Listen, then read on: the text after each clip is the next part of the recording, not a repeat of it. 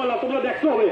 তুমি কয়টা লোক আন্দামান নিকোবরে হিন্দু আছে যাদের দ্বারা পয়সা আছে যাই কুম্ভ মেলা দেওয়ার জন্য? কও তুমি কার দ্বারা পয়সা আছে? কও কোপ দিয়ে এই যে কাকা দাঁড়ানো যে পয়সা আছে আমি যাই কুম্ভ মেলায়, আমি 15 দিন আমি এই জায়গা প্লেনের ভাড়া জানো, আমি দিল্লিতে যাই আমি 30,000 টাকা দিয়ে এই জায়গা প্লেনে আইছি আন্দামানে। কার দ্বারা পয়সা আছে? পুরো 5 জনের ফ্যামিলি নিয়ে কুম্ভ মেলা দেখতে যাবে, এক একজনের টিকিট একবারে এই জায়গাতে খালি যাওয়ার 15,000 আর 30,000 আর ওই জায়গা থাকতে 15,000, মানে এক একজনের জন্য 40,000 টাকার খরচা হবে। ফ্যামিলিতে 5 জন মানে 2 লাখ টাকা খরচা হবে। কে পারবে তুমি এবার কও দেখি? হিন্দু কারা আছে এর মধ্যে? ভাই পকেটে পয়সা থাকলে হিন্দুরা বাঁচবে, পকেটে পয়সা না থাকলে হিন্দু কোনদিন বাঁচবে না। এই যত হিন্দু আছে সব গরিব। এখন ঘর যাও যাইয়া 3 মাইলে শুনছে 3 মাইলা এক পার্টি ঢোকলে আর এক পার্টি বাইরে যায়, যাই ওকে ঘর দাও। ইলেকশনের আগে আসবে তবে কি এই নাও আমরা হিন্দুকে আগে করতেছি। হিন্দুকে কি করছে? আগে 10 বছর দিয়ে জানা যে হিন্দুরা চাইতে যেখানে রাস্তা নাই, হিন্দুদের জন্য কি করছে তুমি আমার কও? ডিগ্রিপুর এত বড় এরিয়া, ডিগ্রিপুরে কার্গো নামায় না। আমি ডিগ্রিপুরের ছেলে, ডিগ্রিপুরে কার্গো নামায় না। নামাও কার্গো, নামাও। বিজেপি কই দাও যে আমি হিন্দুদের জন্য হিন্দু এরিয়ায় মেরিয়ান দিয়া সরকারি কার্গো নামতেছে।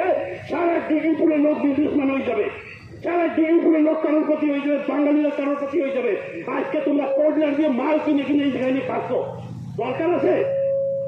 কিসের দরকার তোমার? দরকার নাই। পোর্টল্যান্ডে পুরো মেরিয়ান্ডের লোক আইনি এনে পোর্টল্যান্ডে পিডিএমসি এরিয়ায় বিহারি রোহিঙ্গা বাংলাদেশি বসাই গেছে। ওই জায়গাটা তোমারও দিও 200 স্কোয়ার মিটার করে তুমি বাঙালিকে দিও। এই বিজেপি কত বড় হিন্দু ঘন্টা দেবে? বিজেপি দিও। যদি বিজেপি দেয় তুমি আমার ধরে এই রাস্তার মধ্যে পিঠে পাবেন। যদি বিজেপি দেয়, বিজেপি কোক কালকে তোমাকে 50% চাকরি দেবে। আমি আজকে এইসব ছাড়িয়ে দেবো, আমি কোনোদিন মিটিং করবো না। কোক কালকে বিজেপি এইসব বিজেপি কোক যে এই যে মোহাম্মদ জাভেদ মোহাম্মদ পারভেজের কার্গো বন্ধ করে সরকারি কার্গো চালাবো। কোক একবার আমিও দেখি, একবার কোক একবার করে দেও। করানোর দরকার নাই, একবার বিষ্ণুপদ দাঁড়াও আর দাঁড়ায় কোক যে আমি এই জায়গা কার্গো এই মুসলিম কার্গো বন্ধ করবো। আমি কোক আমার ভোটের দরকার নাই, তোমাকে সাপোর্টের দরকার নাই, তোমাকে পয়সার দরকার নাই। তোমরা সাপোর্ট বিজেপিতে করো, কিন্তু মনে রাখবা যে তোমার বাচ্চারা একটু তোমার খাইতে দেবে না ঘরে। বলবে কি জানো? বলবে তোমরা আমার জন্য করো নাই কিছু, আমি সের জন্য আইছি।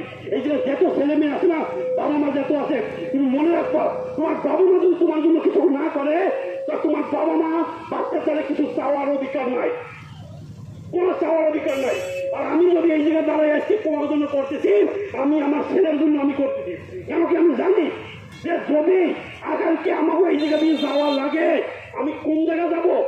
আমি দিল্লির না, দিল্লিতে আমি কাজ করি, কিন্তু আমার তো আসে ঘুরে ফিরে আমার আন্দামানেই খাল আছে, সেজন্য আমি আইছি।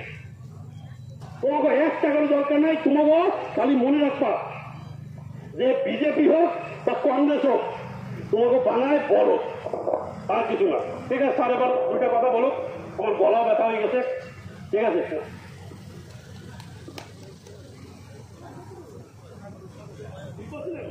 উপস্থিত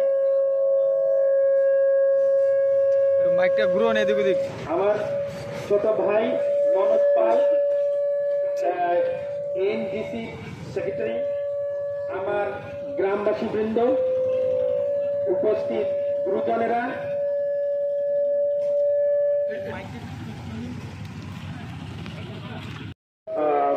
সেক্রেটারি এনডিসিসি এবং গত লোকসভা ইলেকশনে এই পার্টির তরফ থেকে এই লোকসভা কেন্দ্রে ছিল।